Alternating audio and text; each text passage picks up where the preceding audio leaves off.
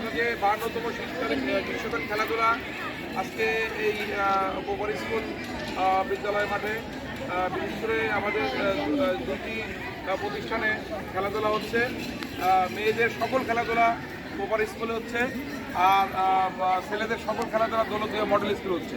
তা আমরা যদিও সকাল থেকে আবহাওয়াটা খারাপ ছিল, যে কারণে আমরা সুইমিংটা বৃষ্টির মধ্যেই শুরু করেছি। এখন আমরা কাবাডি দিয়ে এখানে শুরু করছি মেয়েদের খেলাগুলা, এবং পর্যায়ক্রমে হ্যান্ডবল, ভলিবল, ফুটবল সব খেলাই এখানে হবে। তা আমরা চাই যে আমাদের সারাদিন আমাদের বাচ্চারা সুন্দরভাবে খেলা খেলবে, যারা উপভোগ করবে এবং কোনোরকম হাঙ্গামা হবে না। আমরা সুশৃঙ্খলভাবে নিয়মকানুন মেনে আমরা খেলাধুলা পরিচালনা করব এবং উপভোগ করব।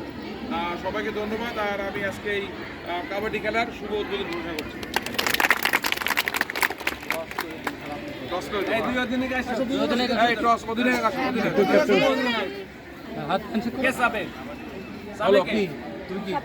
শাপলা তাহলে তো অটোমেটিকলি কি পড়ছে? সাইড এবং প্রথমে